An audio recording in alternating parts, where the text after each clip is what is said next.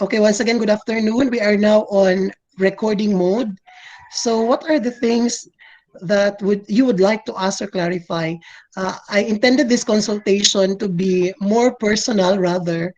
That's why I gave out the instructional video or the reminders video last Saturday, and hoping that everyone was able to view that video, and of course if there are questions coming from that video, since that was recorded, it will be launched or it will be aired out this afternoon if ever there are concerns as to what are the things for the individuals, for each of you who who wants to clarify. Hello, Angie. By the way, Angie is here also.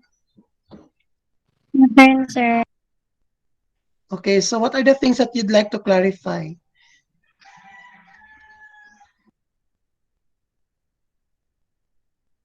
Or let's Sir, just go one. Yes. sir, kibali sa atong FS, sir, katurang may reflection o unsa itong isa, sir, ang ansira namo. Okay, yes. I will get back to the slides anyway para ma-explain gid nato because probably ang uban cannot be satisfied with the mere instructions. I'll get back to that slide.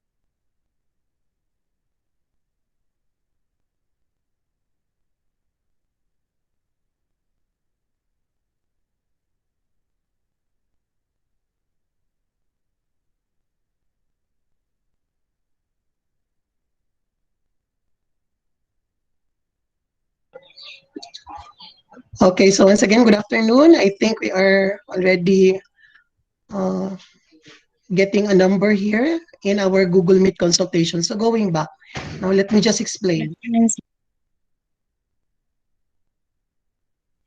Okay, so going back to the requirements, of course,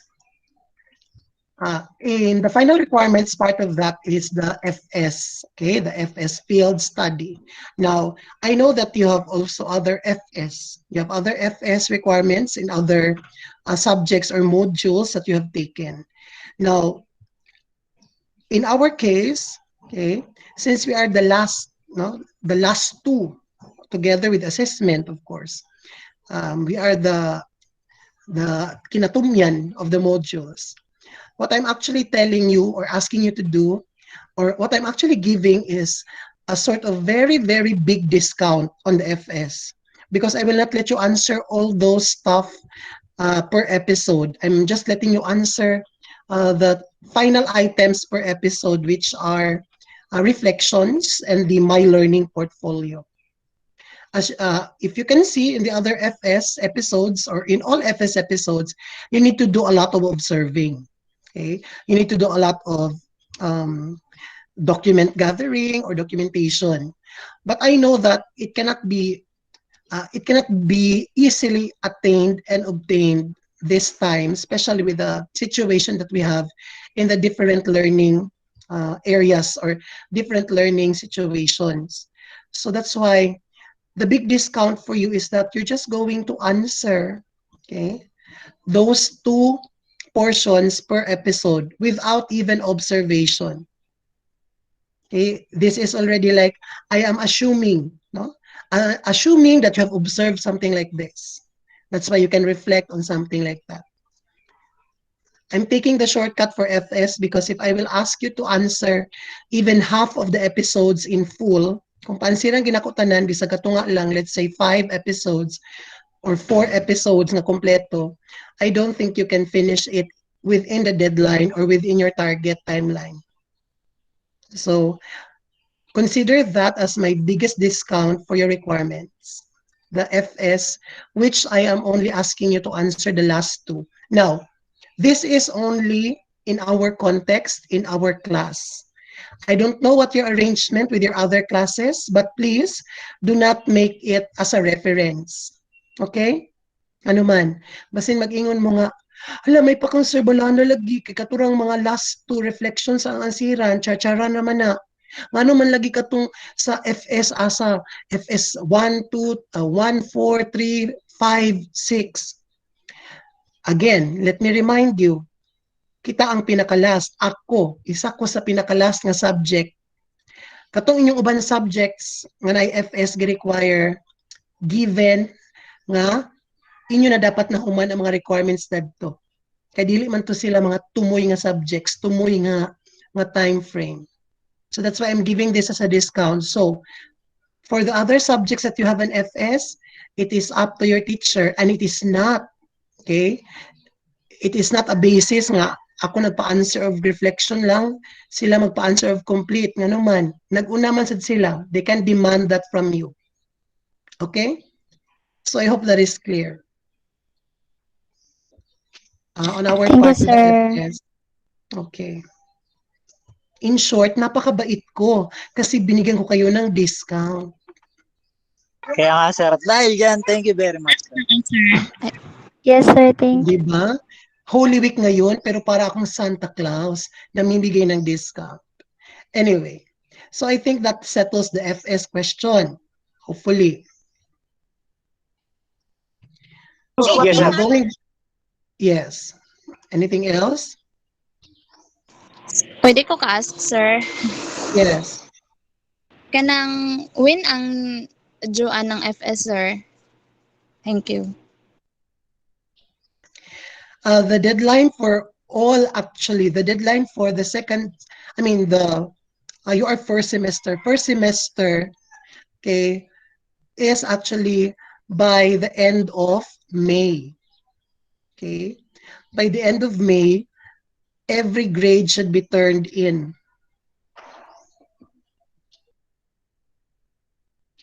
my Okay, sir. subject.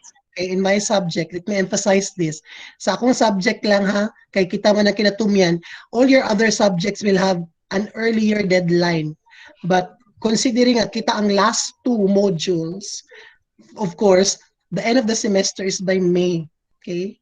So I will be collecting and expecting all the outputs and all the demos to be done by the end of May so that I can give you your grade.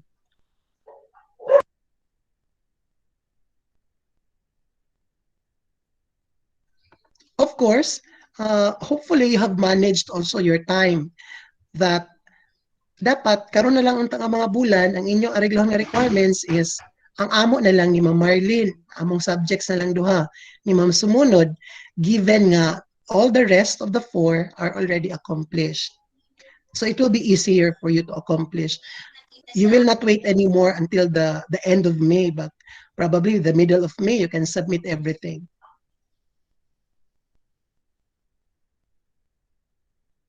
Okay, now going back to the demo, I hope there is no more question for the FS. Okay, now for the teaching demo, are there any concerns or questions for the demo?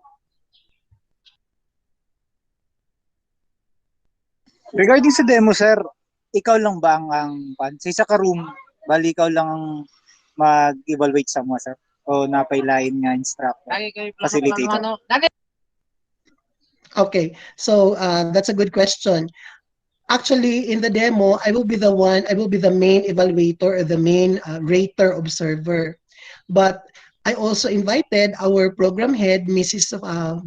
Risa Virginia Polientes, to witness, or she can come in anytime she's vacant or anytime she's available to witness the demo for documentation also for our classes. But rest assured, I am the assessor for that demo, the rater of the evaluator. And it will be according to our guidelines because we are observing protocols. Okay. So once your lesson plans are marked okay or good to go or good for demo or approved, then we shall schedule your individual actual teaching demo in the school campus. So I will be giving out a schedule per day and how many persons can conduct a demo and time slot, okay, from that demo or that day. So you can choose according to the availability of your time, depending on the available time slots or schedules. Now, since we're scheduling it because we don't want overcrowding, we don't want also to break protocols, especially it's still pandemic, it's not yet over. So it will just be you, ikaw lang, and then the observer in the classroom. So ako at ikaw lang doon because we need to comply with okay, minimum health protocols.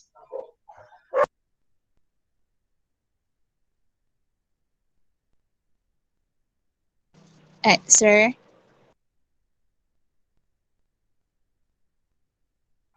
Yes? about sa demo evaluation form, sir ba, when ba na mo i-fill up pag good to go na ba among LP, sir?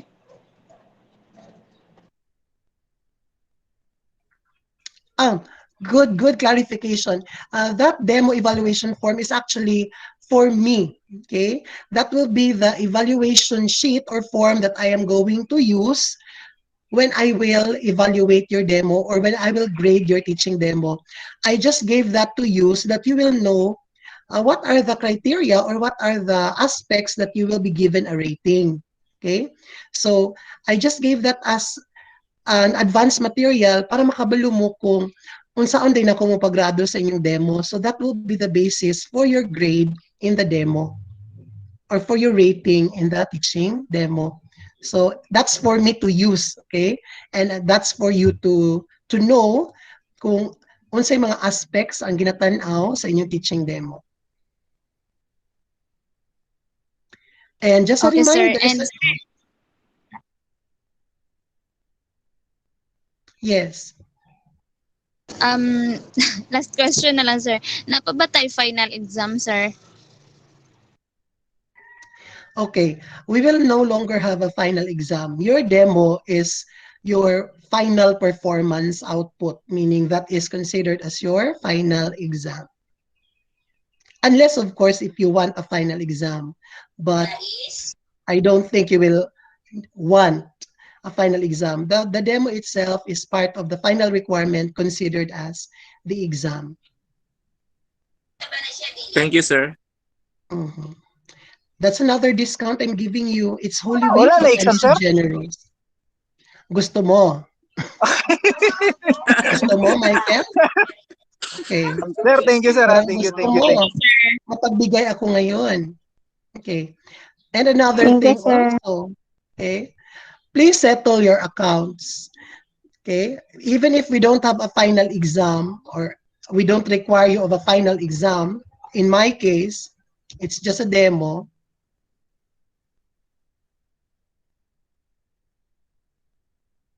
Less burden sa mua, sir, nga wala na exam. Thank you Yes, very but much.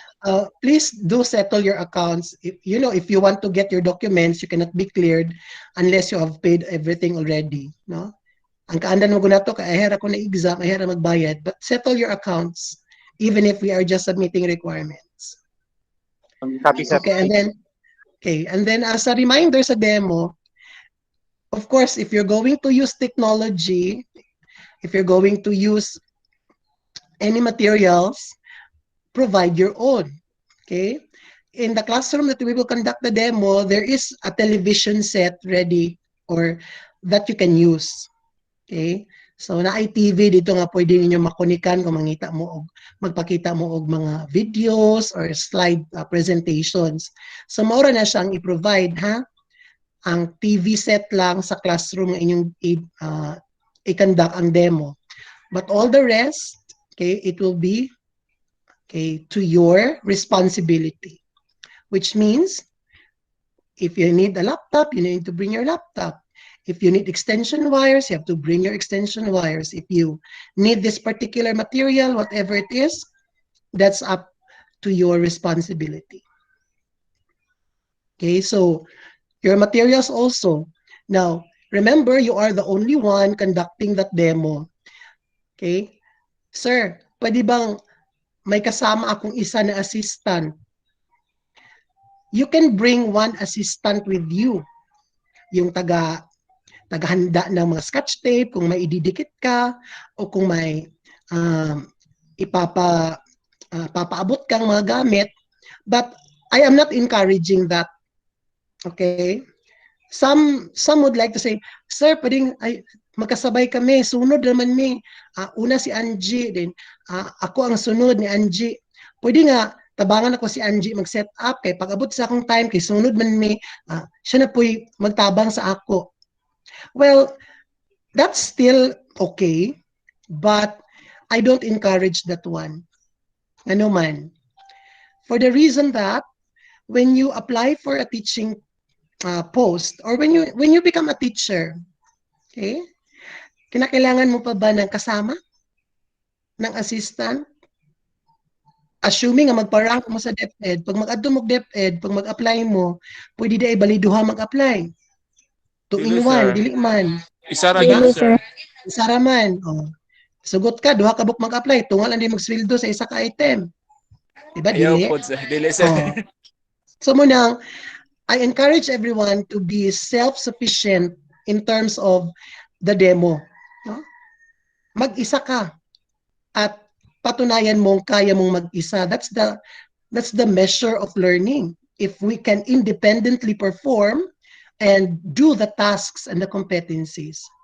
So try to practice even at home, no? How you're going to manage nga pagpulot ni mo dani plus star, pagtangtang plus star, no? And then unsay unang material gamiton, unsay ikaduha, no? Because in the actual setup ang teacher, no?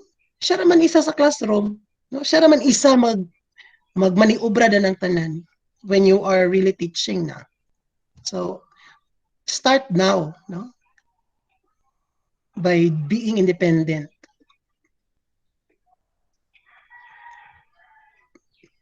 I think that that clears up some of the questions probably on your head, on top of your head, regarding the demo.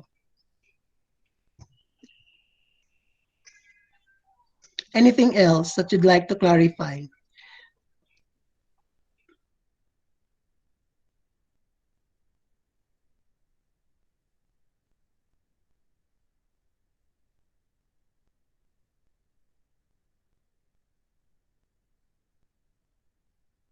Sir, Yes, Angie?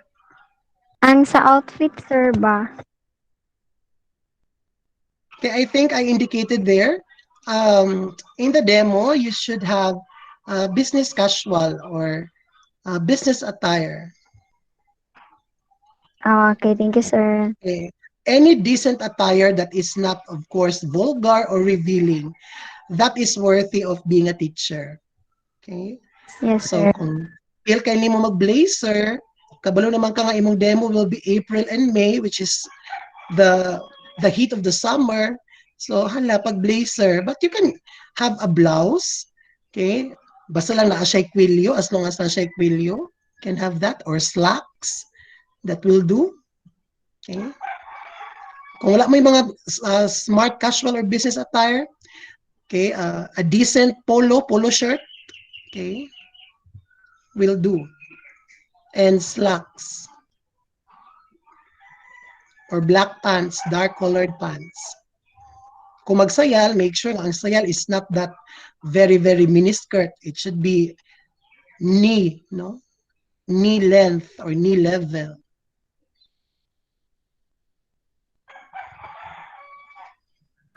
Sir, videohan man mi ana, sir, no?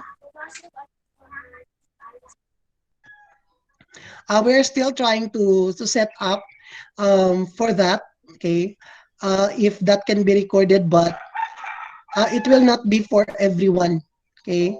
There will be some sample, I will say, sample demonstrators that will be recorded in their teaching demo as sort of documentation for our class. But I am still trying to fix that one. If we can have it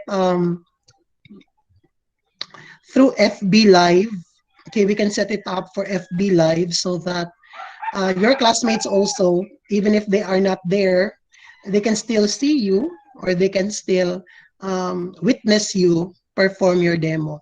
But that is still, we're still trying to ask the approval because we're going to have a room that is near the internet with internet connection so that we can perform that nga simultaneously broadcasted or recorded siya. During that one, sir, do you have to wear kanang face mask or with the face shield ra? For the demo, I will be asking you to, when you go to the school or in the campus, of course, wear face mask and face shield. But for the demo, I'm actually thinking now it will be awkward to look at the teacher wearing a face mask while talking. So you will be required to wear a face shield. Katong clear, transparent face shield. At least um, you're still using some face covering but dili pod matambunan nimong now. So pag abot sa demo na nimo, okay, you can pull out your mask and then just retain the face shield. Okay, para makita sa nang imong now. Okay. Anyway, we will be so distant because naka sa front and I as the observer will be at the back at the far edge of the classroom. So wearing face shields on demo na. But all the time, except sa kung mag-demo, wear the face mask. Okay, sir. Thank you, sir.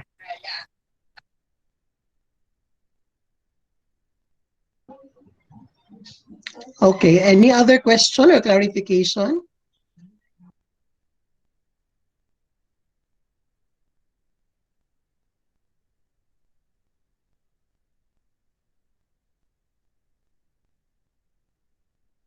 None so far na sa ako, sir. Okay, I hope that for those of you who are viewing this, we understand that you might have other appointments, and if you still have okay clarifications, please do not hesitate to ask in our group chat or to message me. If you still have some other things on top of your mind regarding our final requirements.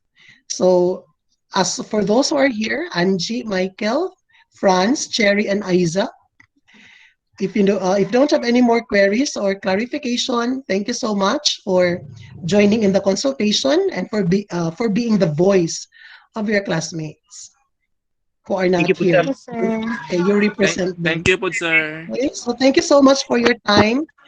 I hope you will have a meaningful Holy Week, full of reflection and full of realization.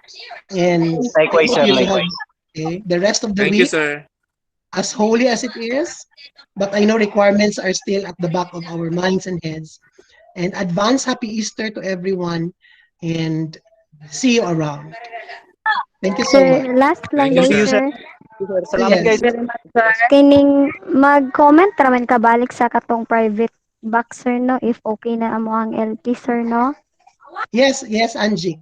Once the comment that you will receive is okay or yes, okay for demo or good to go for demo, that is the signal that you will be ready or that you will just be waiting for the schedule. Okay, thank you, sir. Okay. So kung wala na, thank you so much for your time. Again, God bless and have a blessed Holy Week for everyone. Advance Happy Easter. Thank you Same again. here. Thank you, sir. Bye. Thank you, sir.